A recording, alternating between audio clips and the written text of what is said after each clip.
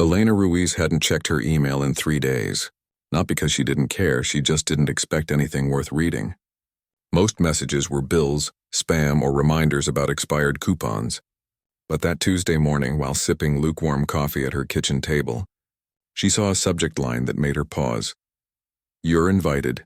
Special briefing on veterans support. Capitol Hill." Her first thought was, wrong person. She hadn't worn a uniform in over a decade. She lived quietly now, in a small rented house on the edge of a town where no one asked about her past. She worked part-time at a community clinic, mostly filing paperwork and restocking supplies. It wasn't glamorous, but it was steady, and it kept her mind off things she'd rather not remember, like the sound of helicopters overhead or the smell of antiseptic mixed with dust and sweat. Still, something about the email tugged at her. She scrolled down. The event was hosted by Congresswoman Karoline Leavitt, who'd recently taken a public stand on expanding mental health services for veterans. Elena had seen clips of Leavitt on the news.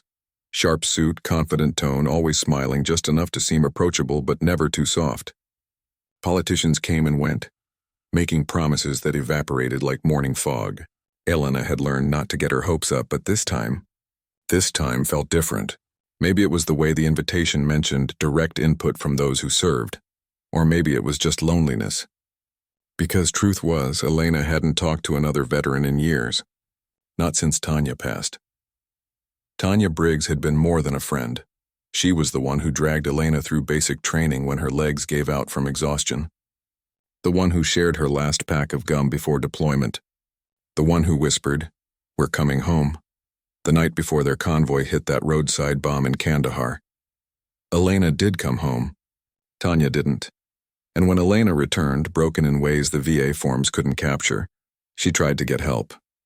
She sat in waiting rooms for hours, filled out stacks of paperwork, described nightmares she could barely speak aloud.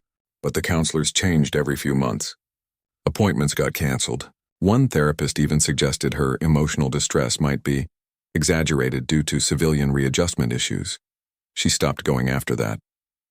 Now, staring at the screen, Elena felt that old mix of anger and exhaustion rise in her chest. Why bother? What could one woman say in a room full of polished speeches and photo ops? They'd clap politely, maybe quote her in a press release, then go back to business as usual. But then she remembered Tanya's laugh, the loud, unapologetic kind that made strangers turn their heads. She remembered how Tanya used to say, "If you don't speak up, who will?" Elena took a deep breath. She clicked RSVP yes. The next few days were a blur of second-guessing. She dug out her old dress uniform from the back of the closet, brushed off the dust and laid it on the bed like it was something sacred. She hadn't worn it since the funeral. Her hands shook a little as she smoothed the creases. The medals on the chest, Bronze Star, Purple Heart, felt heavier than she remembered. She called her sister Rosa, who lived 2 states away. "You're really going?" Rosa asked, voice laced with concern. "I don't know if it'll change anything," Elena admitted, "but I can't keep pretending it didn't happen." "Tanya, she deserved better." "We all did." Rosa was quiet for a moment, then softly, "Then go. And don't let them look away." The night before the trip, Elena barely slept. She paced her living room, rehearsing what she might say. Not a speech, just truth. Simple, unfiltered truth. But every time she tried to form the words, they tangled in her throat. How do you explain survivor's guilt to someone who's never lost a friend in their arms? How do you describe the way silence can scream louder than gunfire? She packed a small bag. Clean clothes, her veteran ID, a photo of her and Tanya in uniform, grinning under the desert sun. She left before dawn, driving through quiet streets as the sky turned pale gold. The train to D.C. was crowded but calm. She watched the world blur past the window, suburbs giving way to city lights. Then the wide lawns and stone buildings of the Capitol. When she arrived at the Capitol Hill briefing room, she felt out of place instantly. Everyone else seemed to know exactly where to go, who to talk to. Men in crisp suits, women with perfect hair and notepads, staffers with earpieces and hurried steps.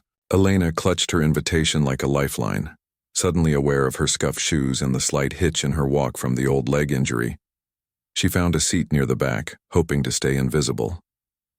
A young aide handed her a program. On the front was Leavitt's smiling face beside the words honoring service. "Restoring trust," Elena almost laughed. Trust wasn't restored with slogans. It was earned in waiting rooms, in timely calls, in listening, really listening when someone says they're drowning. As the room filled, chatter buzzed around her. Policy talk, campaign updates, who was up for what committee. No one noticed the quiet woman in the corner with tired eyes and a folded photo in her pocket. But Elena wasn't there to be noticed.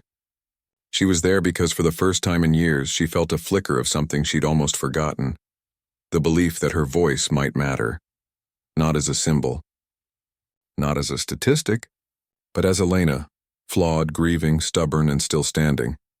She didn't know what would happen when the Congresswoman took the stage. She didn't know if she'd even speak.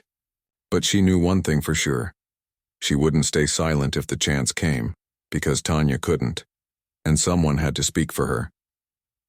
The room hummed with the kind of energy that only exists in places where power gathers. Polished floors, hushed voices, the soft clack of heels on marble. Elena sat near the back, hands folded in her lap, trying to disappear into the fabric of her chair.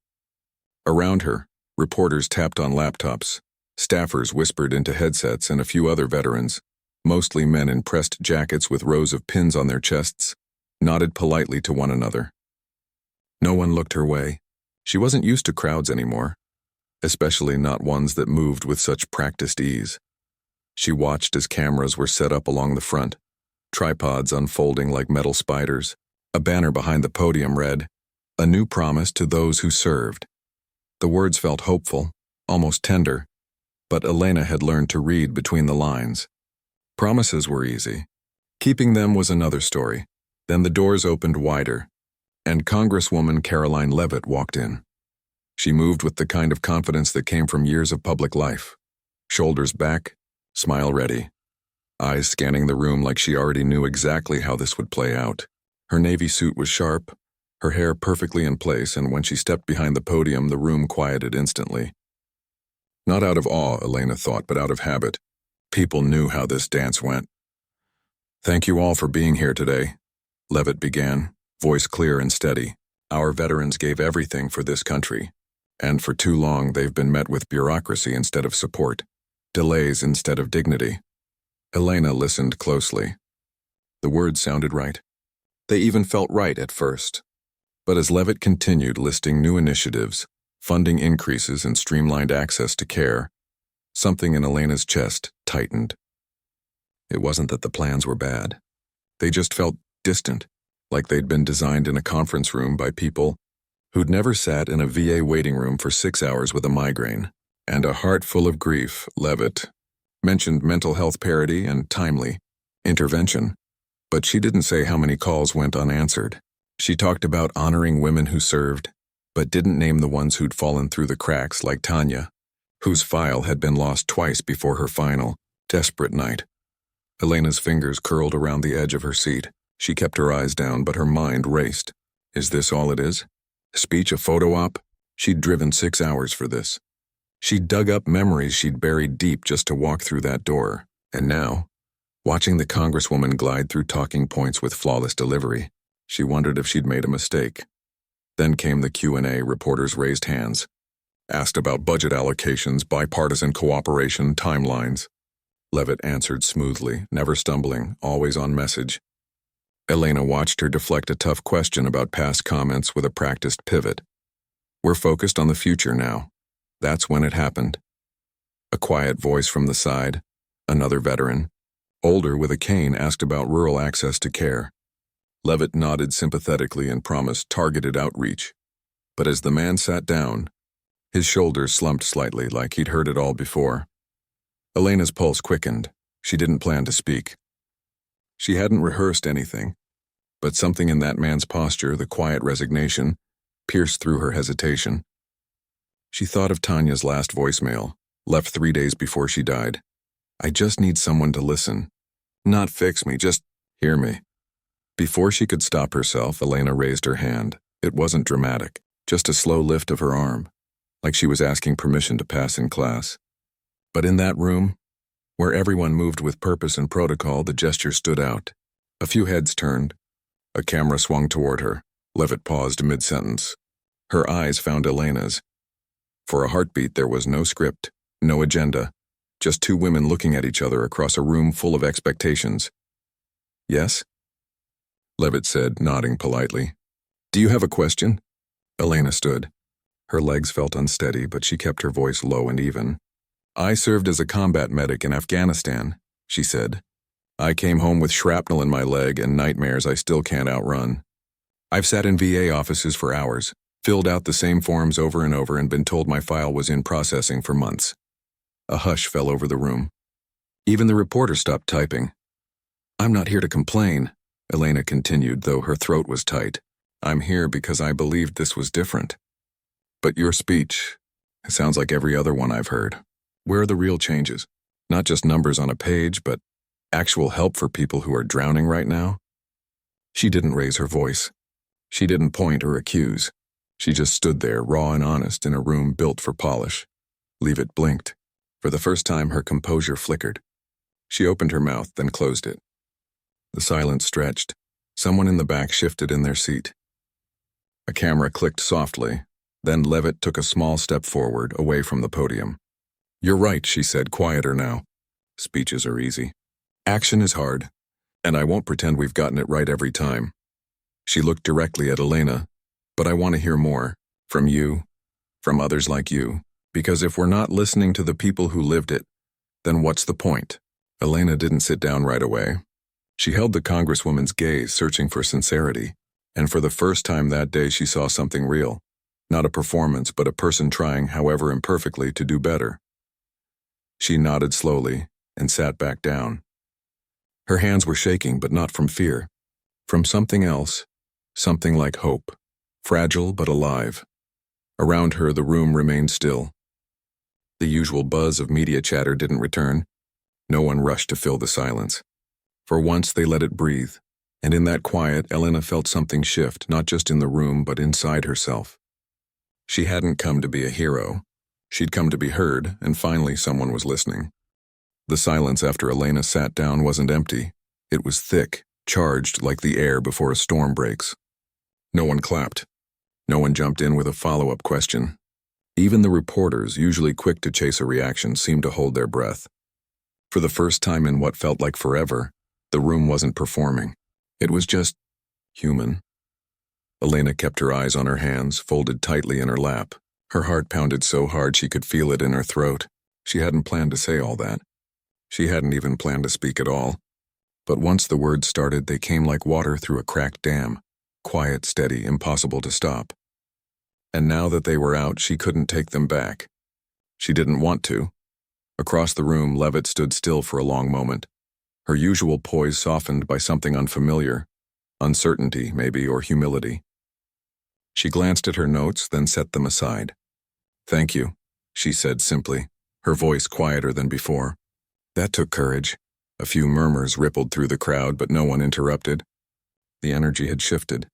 This wasn't just another policy briefing anymore. Something real had walked into the room, and no one knew quite how to handle it. Then, as if sensing the moment needed space, one of the aides stepped forward and announced a short break. Chairs scraped, people stood. Conversation started in low tones, but Elena stayed seated. She didn't trust her legs to carry her just yet. She reached into her pocket and touched the edge of the photo. Her and Tanya, arms slung over each other's shoulders, grinning like they'd just won the lottery instead of heading into a war zone. She thought about Tanya's laugh, how it could fill a whole tent. How she used to hum old Motown songs while cleaning her rifle. How after a long shift she'd say, one day, we're gonna sit on a beach somewhere and forget what sand feels like under body armor. They never got that beach.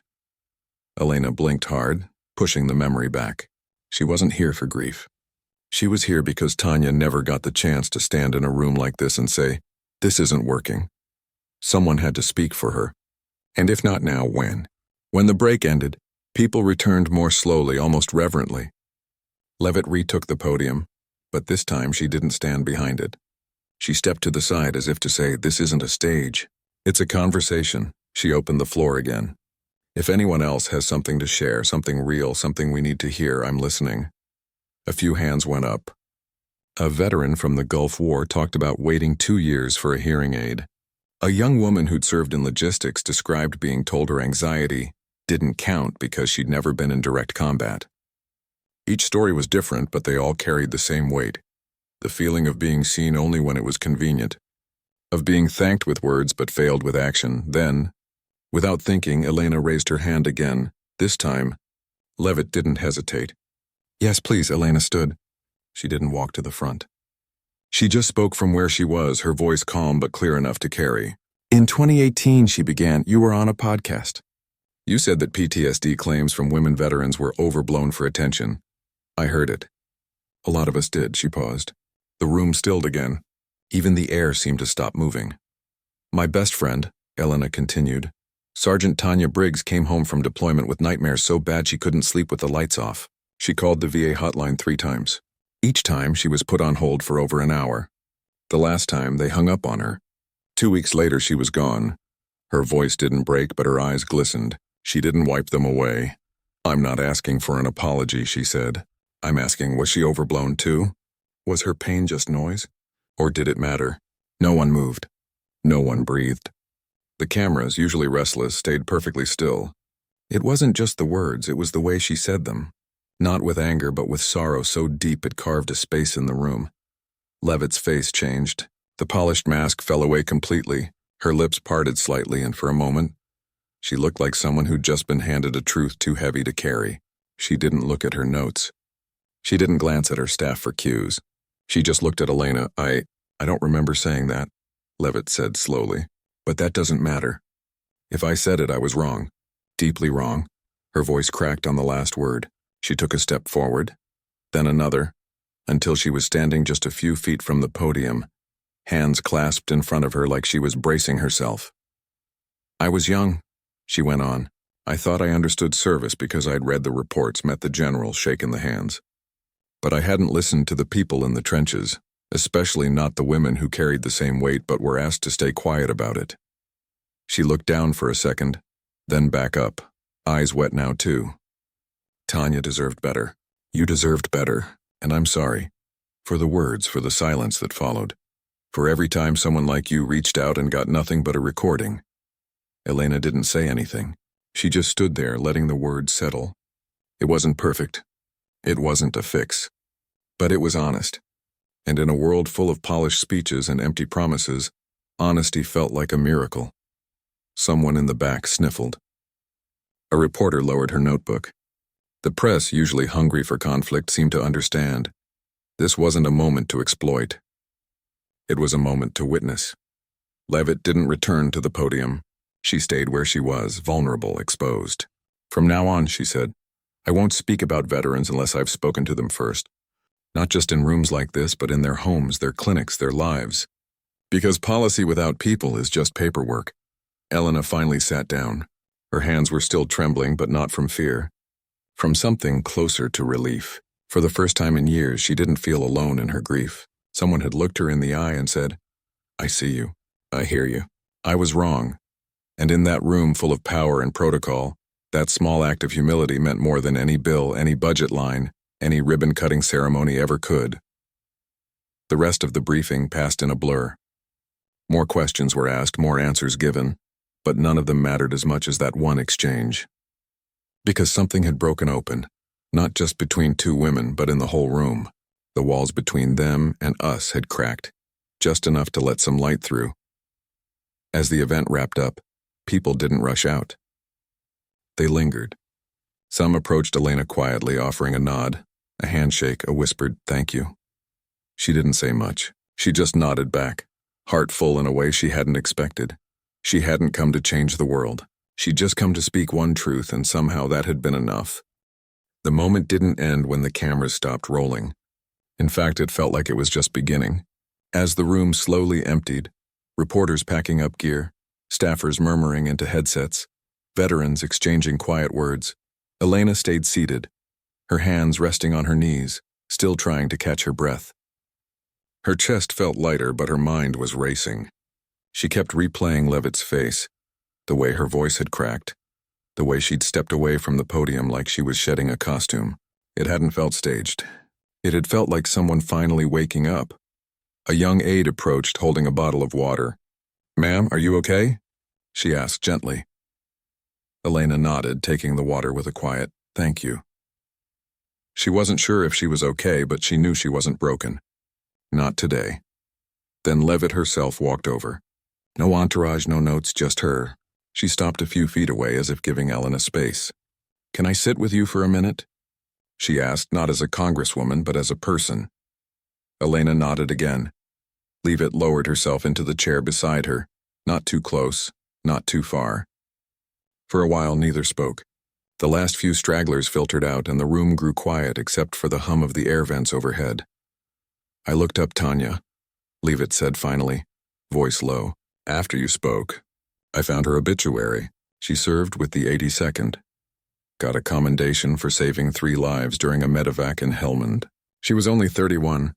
Elena swallowed hard. She hadn't expected that. Most people didn't look. They nodded, said they were sorry, and moved on. But this woman, this politician who'd once dismissed pain like hers as overblown, had taken the time to learn Tanya's name, her story, her sacrifice. She loved sunflowers, Elena said softly. Planted them every spring back home. Said they reminded her that even in hard soil something beautiful could grow. Leavitt turned to her, eyes glistening. "I'd like to visit her grave, if that's all right." Elena looked at her, really looked.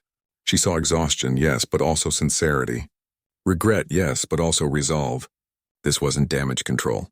This was something deeper. "You don't have to," Elena said. "But if you go, just stand there for a minute. Don't say anything fancy. Just be there." "I will," Leavitt promised. They sat in silence a while longer. Outside, the DC afternoon sun slanted through the tall windows, casting long golden rectangles across the floor. It was peaceful. Strange after everything. Then Leavitt leaned forward slightly. "I want to do more than apologize. I want to change how we do things, but I don't want to guess what's needed. I want to listen. Would you be willing to help? Not as a token, not for a photo, but as someone who's lived it?" Elena hesitated. She'd been used before, invited to panels where her words were edited, quoted out of context, forgotten by morning. But this felt different. Maybe it was the tears. Maybe it was the way Leavitt hadn't rushed to defend herself. Or maybe it was just that Elena was tired of watching good people fall through the cracks while the system stayed the same. "Only if you promise 2 things," Elena said. "Anything. First, include other women vets, not just me. The ones who never got a medal, who never made headlines, the ones working night shifts, raising kids alone, still fighting to be believed." Leavitt nodded slowly. "Absolutely." "Second," Elena continued, "don't just talk about mental health like it's a checklist. Talk about loneliness, about shame, about how hard it is to ask for help when you've been trained to be strong. That's what killed Tanya. Not the war, not even the PTSD. It was the feeling that no one would understand, so why bother?" Leavitt reached into her blazer and pulled out a small notebook. She didn't write for show. She wrote because she meant to remember. "Loneliness," she murmured, jotting it down. Not just treatment, connection. Elena felt something unclench inside her. For years, she'd carried Tanya's story like a stone in her pocket, too heavy to hold, too precious to drop. Now, for the first time, she felt like she might not have to carry it alone. Later that evening, as Elena walked back to her hotel, her phone buzzed. A message from Rosa. Saw the clip. "You were brave. Tanya would be proud."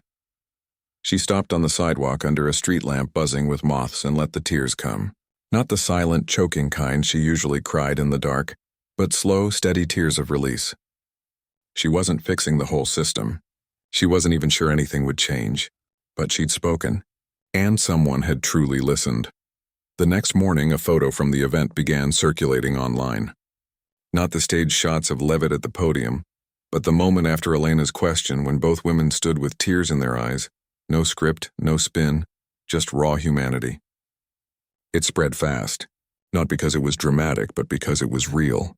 People commented, "This is what accountability looks like." Finally, a politician who doesn't run from hard truth. That veteran's voice gave me chills. Leavitt didn't issue a press release. She didn't tweet a polished quote. She simply shared the photo with one line.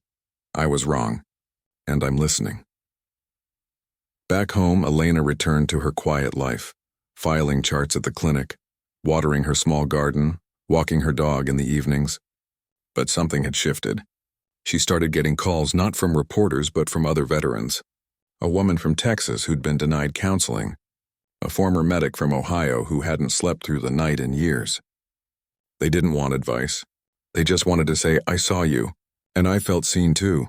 One afternoon, a letter arrived handwritten from Leavitt. Inside was a pressed sunflower and a note. "Planted these in my backyard last week. They're small now, but I'll watch them grow. Thank you for reminding me what really matters." Elena taped the note to her fridge, right next to the photo of her and Tanya. She still had bad nights. Nights when the memories came roaring back, when the silence felt too loud. But now, when she woke up gasping, she didn't feel quite so alone. Because somewhere out there, people were listening, and that made all the difference. The press had fallen silent that day, not out of discomfort, but out of respect. And in that silence, something rare had bloomed. Understanding. Not perfect, not complete, but real. And sometimes that's enough to start healing. Months passed and the world kept turning. Snow fell, melted, gave way to spring. Elena went back to her quiet routine, filing patient records at the clinic, tending to her small patch of garden, walking her dog along the same tree-lined path every evening. But something inside her had changed. She didn't feel like a ghost anymore, drifting through a life that barely noticed her. She felt present, seen, not because of fame or attention. She'd politely turned down every interview request, but because she'd finally spoken her truth and hadn't been brushed aside. The ripple from that Capitol Hill room traveled farther than anyone expected. Leavitt didn't just make a few tweaks to her proposal. She rewrote it entirely, with input from a dozen women veterans, including Elena. They met not in grand offices but in living rooms, over coffee, on video calls late at night. No press, no cameras, just real talk about what help actually looked like. Faster access to counselors who understood military trauma, peer support networks led by fellow vets, mobile clinics for those in rural towns, and training for VA staff on the unique challenges women face when they come home from war. Elena never thought she'd sit across from a congresswoman and say, "This form asks the wrong questions," or "That hotline number doesn't work after 6 p.m. But she did. And Leavitt listened, really listened, scribbling notes, asking follow-ups, sometimes just sitting quietly when someone shared a story too heavy for words. Then came the day Leavitt stood before a congressional committee to present the revised plan. Elena watched from the gallery, heart in her throat. She didn't expect much. Bureaucracy moved slow and change even slower. But then, halfway through her testimony, Leavitt paused. She looked up from her prepared remarks and said, "Before I continue, I want to honor someone who isn't here today but whose voice made this possible." The room quieted. "Sergeant Tanya Briggs," Leavitt said, voice steady but soft, served with courage, came home with wounds no medal could show, and was failed by a system that didn't know how to hold her pain. Her story isn't unique, but it should be the last of its kind. Elena's breath caught. Tanya's name, spoken not in a whisper, not in a private grief, but in a chamber of power where laws are made and budgets are set. It wasn't justice, not fully, but it was recognition. And for families like Tanya's, scattered and grieving in silence for years, that meant something. After the hearing, an older woman with silver hair and tired eyes approached Elena in the hallway. She didn't say much, just pressed a folded note into Elena's hand and walked away. Later, alone in the restroom, Elena opened it. "My daughter served. She's gone now too. Thank you for saying her name out loud." That note joined the sunflower and the photo on Elena's fridge. Back home, Elena began doing something she hadn't done in years, speaking at VA outreach events. Not as a speaker with a title, but as herself. She'd sit in folding chairs beside other vets, share coffee, and say things like, "It's okay to not be okay," or "Asking for help isn't weakness. It's how we survive." People leaned in. They nodded. Sometimes they cried, and sometimes they stayed after just to talk. One rainy afternoon, a young woman, barely 25, with short-cropped hair and a nervous smile, waited until everyone else had left. "I saw the video," she said quietly.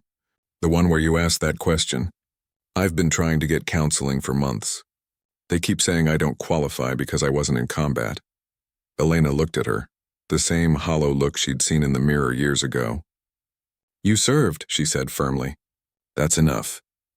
She walked the woman through the new peer support line, helped her fill out the right form, and gave her her number. "Call me any time," she said. Even at 2 a.m., she meant it. Meanwhile, Leavitt kept her word. The new initiative passed its first funding vote. Not with fanfare, but with quiet determination. Local VA centers began hiring more female counselors.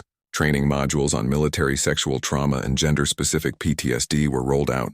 And for the first time, outreach materials featured women, not just as nurses or support staff, but as soldiers, medics, leaders. None of it fixed everything. The system was still slow, still flawed. But cracks had turned into openings, and light was getting in. One evening, as summer bloomed and fireflies blinked in Elena's backyard, she got a call from Leavitt. Not about policy, not about politics, but just to check in. "How are you holding up?" she asked. "Better," Elena said. "Some days are hard, but I don't feel like I'm shouting into the void anymore." "I keep thinking about what you said," Leavitt replied, "about loneliness being the real enemy. I've started visiting more vets, not for photo ops, but just to sit with them. Listen. That's where healing starts," Elena said softly, not in speeches. In silence shared, they talked for a while longer about nothing and everything. Two women who'd once been on opposite sides of a divide, now walking the same path step by careful step. A few weeks later, Elena received an invitation, not to a briefing, but to a small ceremony at a new community wellness center for women veterans. Leavitt would be there, along with dozens of others who'd fought their own quiet battles. There'd be no podium, no press pool, just a garden, some chairs, and a plaque bearing Tanya's name among others. Elena packed her bag the night before, not with uniforms or medals, but with a sunflower seedling she'd grown from the one Leavitt sent months ago. She planned to plant it near the entrance. As she zipped her suitcase, her dog nudged her hand with his nose. She scratched behind his ears and smiled. Life wasn't perfect, but it was full. Full of hard truths, yes, but also of connection, of purpose, of small acts that added up to something bigger. The moment in that Capitol Hill room hadn't changed the world overnight, but it had changed her world, and through her it had touched others. That was enough, because real change doesn't always come with fireworks. Sometimes it starts with a single question, asked through tears. Sometimes it grows in silence, watered by honesty and tended by those who refuse to look away. And sometimes, in a quiet garden or a crowded hearing room, it blooms, slowly, stubbornly, beautifully, just like a sunflower pushing through hard soil.